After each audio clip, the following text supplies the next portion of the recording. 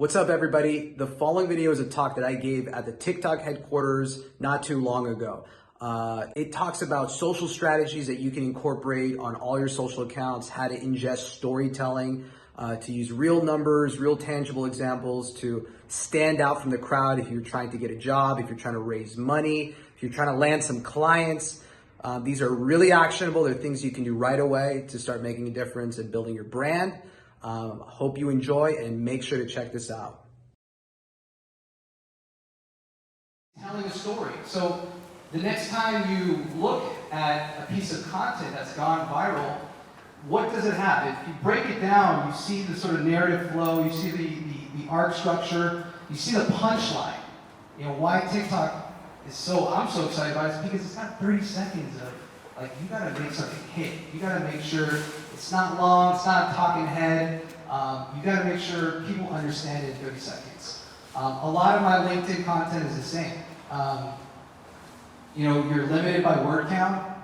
You've got that kind of spacing that, you know, for some people are like, oh, it's ridiculous. Why is he posting another post like this? Well, it's actually for mobile. So yes, the algorithm does reward this style. It's also because 80% of my traffic, if not more, is coming from mobile. So it's just easier to digest. You have a punchy title, and then you've got kind of a powerful ending statement, which is why people share it. The thing that I love about storytelling today is real-time feedback. I could literally post an idea, or come up with an idea. I have a few people on my content team I work with today. And by the way, this shit is not easy. Like, you want to do content, I have 4 people that I work with on LinkedIn, I have multiple people I work with on TikTok. So it can be a full-time job if you let it. And then you're that annoying guy who's like, oh, that could be a TikTok video, or that should be on Instagram. You're always thinking about what is the next content opportunity. But that aside, what is really cool and inspiring is you could literally talk about things that have value. You know, what value am I giving my audience, and where is that audience located? I did kind of a controversial talk on or video on cryptocurrency not too long ago. It did like 60,000 views on TikTok. I didn't even know that audience existed on this platform. So that shows that there's B2B opportunities. It's not just a younger demographic anymore. The demographic is global. And what is so important about this is TikTok has created this inclusive community where you can link other social platforms. So you can literally use your TikTok as kind of this top of the funnel mechanism. You can drive it to your website, your YouTube, your Instagram, you know, all that good stuff, which is what I'm doing. So you see my platforms promoted there, and you see content that even if it didn't go super viral, I'm learning about why. You know, what did I do wrong? I'm looking at the content, I'm looking at the comments, and I'm doing a lot of analysis. You also can't take things too personal, because you might think something's like genius, and then you put it out and it's completely shit. And then the comments validate that for you. But that's also kind of part of the creative learning process. So we talked about the arc of beginning, middle, and end. You know, if you've gone to film school at USC, or you're just doing content because you love it, or maybe acting school, this is a very basic, rudimentary framework that is followed in all storytelling. And there's no different, it's not different in any of the platforms we use. Facebook, Twitter, Instagram, LinkedIn, all that. Tangible examples are very, very important. People want to hear numbers. You know, the amount of years you worked at a job before you got fired, you quit. People want to hear about that. You know, how old you were when you fell off your bike, when you're talking about that sort. People want to know when it was and how old you were. You're designing an app and it went viral with 10 million views in the first week. People want to hear about that. And then, of course, the emotional hook. For LinkedIn, this has been the most important. Again, it goes back to most of my content, if I'm doing it right, creates a very, very, very binary response, which means people either love it or people either hate it. And it's taken me some time to become a little bit more stoked with that, because it's normal. You want to jump in and you want to like attack the trolls, and you're like, no, but you didn't understand it, and you try to kind of like do some jiu-jitsu moves. But it's, what they don't know is trolls actually help you in the algorithm. So the more they're commenting, trolls are good. Troll away. Like I'm down with that. That's actually helping me get a lot more reach. So that's the next time you get worried about your content, just remember, trolls are good. One of the things that I see the most with creatives, animation, 3D modelers, designers, I know there's a lot of you in this audience, is you're designing for a technical audience. But where's the money coming from? Maybe a design director has a budget. Most of the time it's coming from marketing or CFOs.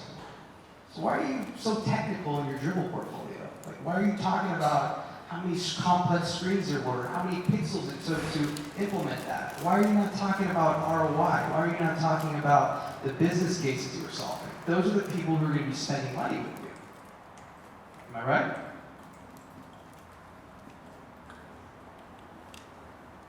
The other this is sometimes a challenge for creatives, because they want to perfect their content. They want to make it really, really clean and crispy. Who doesn't?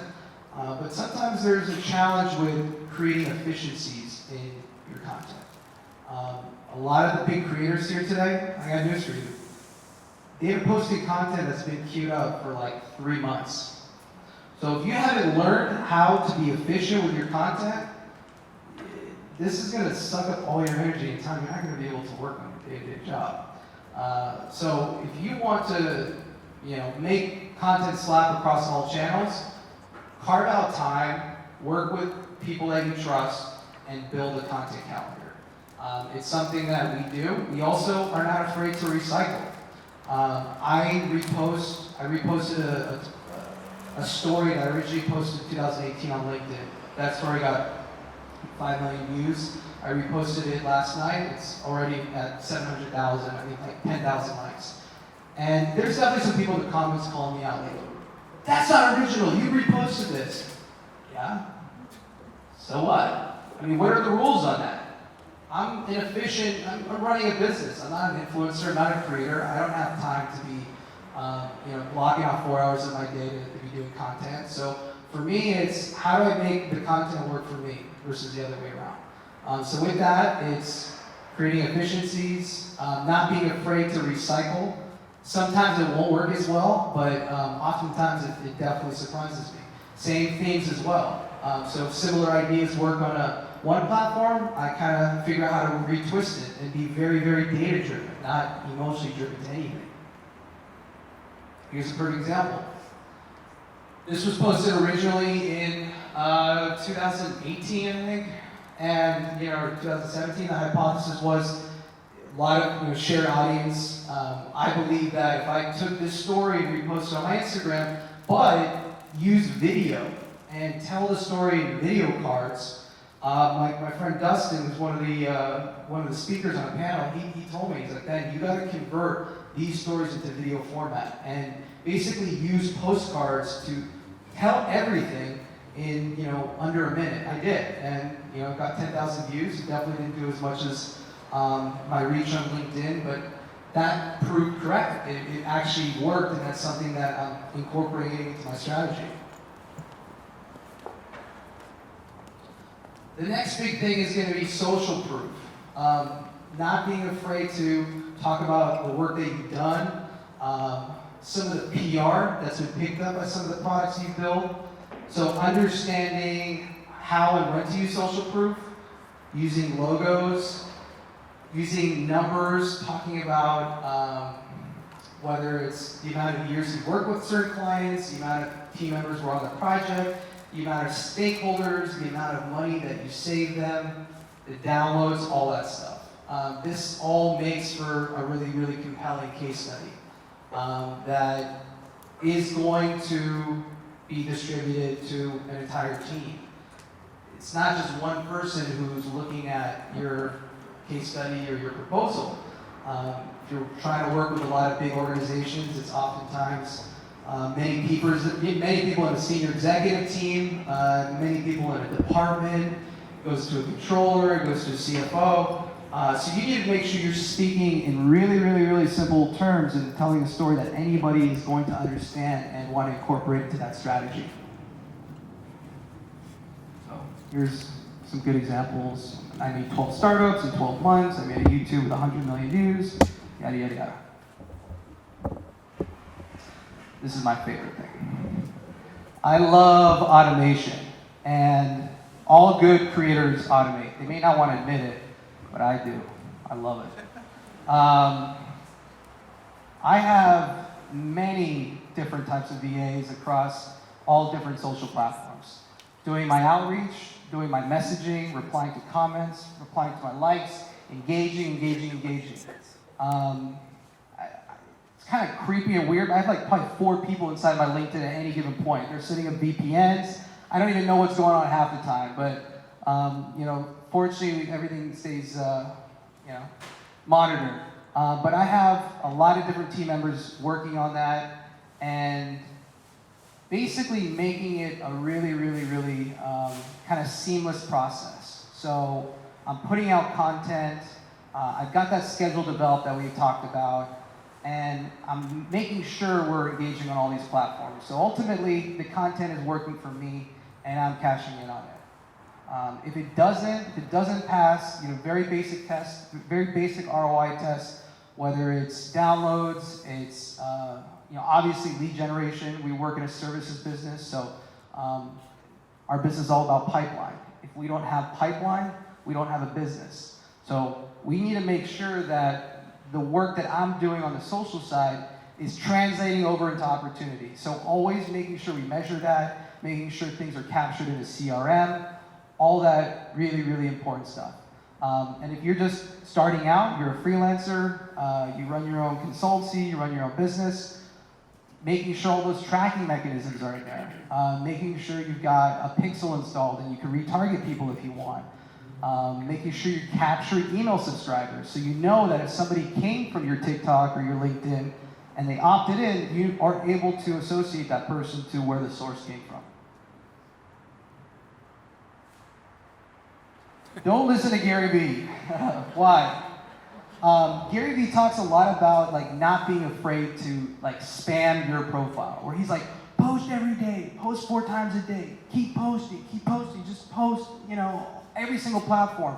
Don't worry about it. Yeah, that might be true for Gary Vee. I mean, this guy's full-time creating content, and there are a lot of people who have the luxury of being full-time creators. I don't, and I think a lot of you don't either. You guys have full-time jobs. So content is something that is a fun side hustle, but we can't make it this full-time commitment. So what's important about not listening to him with this particular thing I'm about to say is don't post every day. If something's hasn't performed in 24 hours, you can delete it. If you didn't like it, if you didn't like how it made you feel, if you don't think it looks good in your feed, delete it. People are judging you, I promise. If you're trying to get a job, people are going to your Instagram. They want to know what's on your feed, who are you interacting with, what type of content.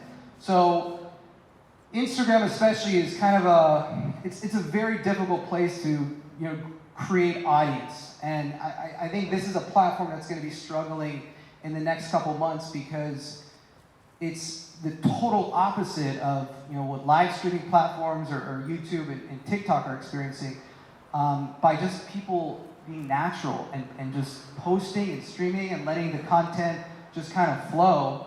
Where Instagram, everything is overly produced, people are super anxious and neurotic, and the algorithm makes them that way. So it's kind of like this stressful thing, and it doesn't have to be. So you should curate. Ask friends, ask them to give you honest opinion. How does my page look? How do my titles look? Does that headline make sense? How is my bio? And feel free to rip off everything here. So if you need inspiration, some of the people I follow have really good stuff. You're more than welcome to pretty much copy anything you see. Measuring is very, very, very, very important. if we don't have, a lot of the tools we have now are really embedded, so it makes this easier. It's the difference between being a creator for the sake of just creating and being a data-driven creator. I'm putting out content that works, it's pushing people down my funnel, it's getting signups, it's getting me emails, it's getting me opportunities, it's getting me job interviews, all these things. So you have to be measuring all these various events and activities that happen both on platform and off platform. We're also very, very, very lucky to be living in an age where all this stuff is free. Google Analytics is free. It wasn't like that 10, 15 years ago. You have to pay thousands of dollars for all this software. So much stuff is open source. So you should be putting Google trackings where you can, on your website, on your landing, on your portfolio page, and making sure you sort of measure everything that happens on these different events and that you're ultimately converting people in traffic.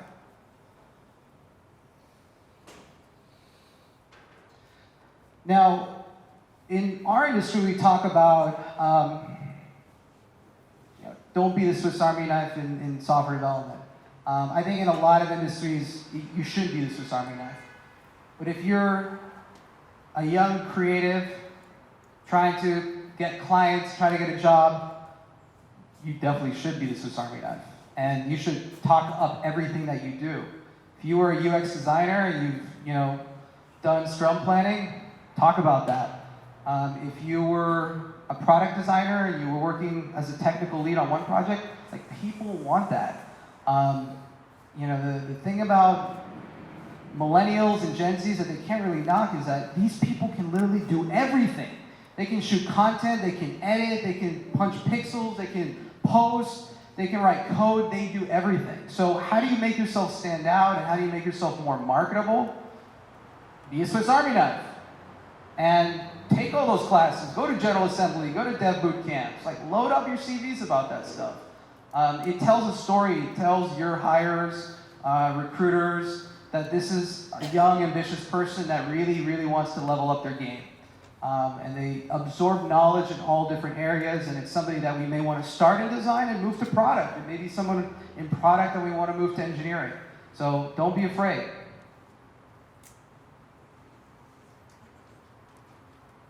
Now, this is probably the biggest question, concern. I'm sure it's come up from some of you today. You're like, okay, Ben, I don't have time to be a copywriter. Where the hell do I get this time? It's very hard for me to make time for copy. A lot of my copy I wrote 2 years ago. So if you opt into my email list and you're like, oh, Ben, I was having a conversation. You just sent me a story, whatever. Like, I wrote that 2 years ago. I have content that's backlogged and queued up for the next year. But it wasn't always like that, and I get creative blocks like anybody else. And I need to figure out, what do I do? Recording has changed my life in that respect. And hiring a copywriter is good, but sometimes copywriters don't have the context. They don't have your point of view or your brand voice. So sometimes it sounds kind of like fluffy bullshit. You're like, oh, it sounds good. It sounds good for SEO, but it's not my authentic voice, and they don't have a lot of the backstory, how I met this client, how I started in tech. So how you can get around that is voice recorders. You have it on your phone, you can buy one on Amazon, start recording. Take that recording, go to rev.com, go to another transcription service, and edit it, transcribe it, and edit it. And that asset will be still good for you from an SEO standpoint. So if you're doing a podcast, you can transcribe it, you can put it on your site. There's a lot of value in having both voice and text.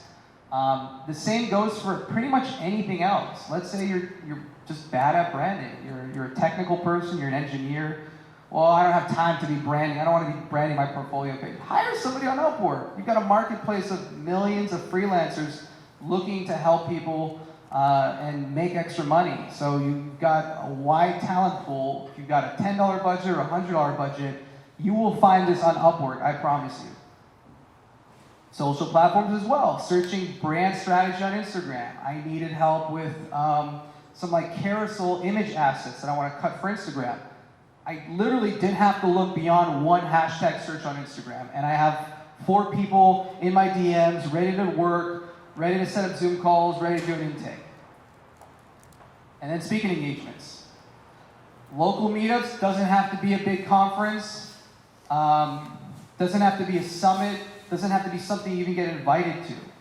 You can proactively reach out to organizers, say, hey, I just want to talk, I got some ideas, here's a deck that I worked on. This helps with a lot of the kind of public speaking things, or maybe you want to do video, which I highly recommend. It's why I've been sort of transitioning a lot of my strategy into video in the last year, because I have done well with LinkedIn, but now it's time to move into video on new platforms. So part of that is getting comfortable in a live audience and speaking in public and understanding little tricks that I can then kind of port over into video.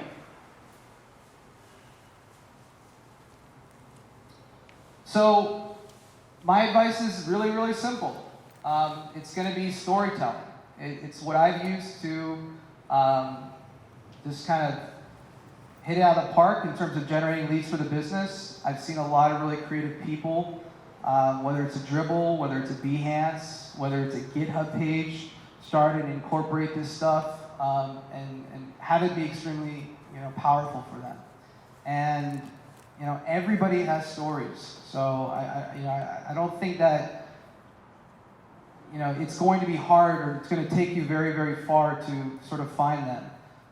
Journaling has always been something very, very important for me as well. And you don't have to write these really lengthy journal entries. I use an app called Day One. Why I love it is because you can do video, you can do text, you can do audio files, so you can mix up kind of the format of media. But I capture every single thing that happens. I get the notifications, reminded to journal. So once I get that, I start to understand if there's themes that come up. And if there are things that come up multiple days, I start identifying them. I go, what, I want to talk about that. Or I want to do a LinkedIn story about that. Or I want to do a TikTok video about that. So it's little things like that, and just kind of reprogramming our habits, even if we're not feeling inspired or we don't think we have stories, to start generating stories. So, key takeaways. Storytelling drives success. All the creators are doing it, you want to be doing it. It's got to be memorable, impactful, effective. It's never been easier. We have all the tools to do it. You don't need Final Cut. You don't need a $3,000 camera. All these things are available on your iPhone. Just take advantage of it. Don't make it a time drain. Unless you want to be a full-time influencer creator, which I don't really recommend, make it work for you. How to build out the automation, how to do outsource, recycle. You can do this with a budget of $300. So you don't have to have full-time videographers and professional equipment. These are things that you can find all over the internet and have you producing content like tomorrow. So that's it. Wish you guys a lot of luck in storytelling.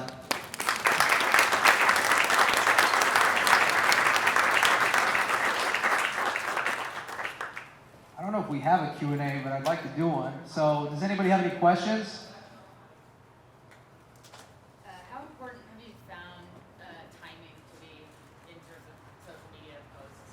Very great question. On almost all platforms, first hour is everything. We just posted a video on my TikTok. It's definitely going to be the best performing one. I think it did 30,000 views in the first hour. The first hour is the most important thing. I would even argue on some platforms it's the first 15 minutes. It's going to be totally different on every platform. For LinkedIn, I used to kind of analyze a lot of the ratio stuff in terms of likes and comments in the first hour, but if I can do let's say like 150 likes in the first hour, then I generally know something's gonna go viral. What's your motivation for making content? I love playing the internet game. I've played all my life. I don't really watch sports. I love playing with the internet. I love seeing what happens. I love seeing kind of what different types of ideas and content's gonna kind of attract people. So I try not to take it too seriously. I have a lot of fun with it. Everyone on my team who knows me knows that to be true. you know. So it took time to do that, you know. There were definitely points where it's just like, whoa, is this something I want to still do? But it's paid off. Do you recommend going for niche on the beginning, or like start broader and then find your? Always niche. Yeah. Pretty much on every platform, and you know, don't really go in with you know, the expectation of going viral instantly on one platform. You might even want to go in different niches across different platforms. The one thing that I worry about for other creators that I work with is getting stuck. That if you do one thing, you know, you start kind of being the dancing guy on TikTok, and then like you're going to be 35 and you're still going to be the dancing guy, like that's a problem, you know, because you can't pivot your content, or you haven't pivoted your content. So you could experiment, you know, that's the other thing. There's not a lot of rules to this, so you can try different things in different platforms.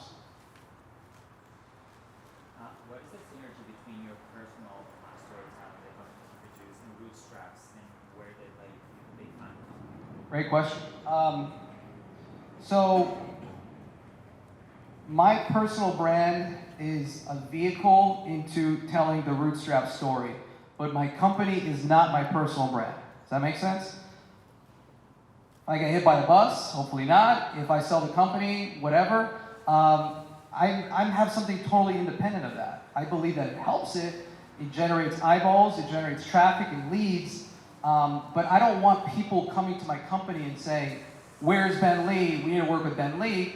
Ben Lee's just the storyteller. And every company needs to have one of those right now. They need to have sort of this in-house storyteller, influencer, marketer that's doing something human and, you know, personal to really capture that attention and drive awareness. So it's not just another enterprise company.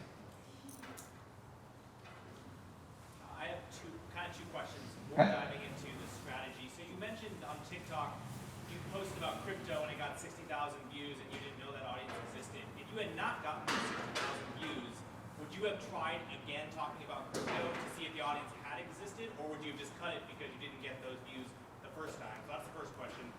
And then the second question piggybacks off that. How many times are you personally testing out a niche to see if you can get traction before you fully scrap it and move on to something else? Cool. So the first question is, I absolutely would have reposted it, because there's a lot of variables for something not going viral. Thumbnail art, it's like the most important thing. All these really badass YouTube people, like they have one or two thumbnail designers. Like that's crazy. The thumbnail's like the little cover image.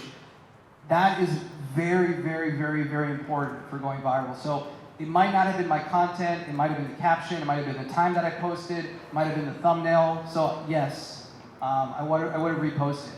And your second question, if I post in different niche? The question is, how many times do you test out content in a niche before you let it go?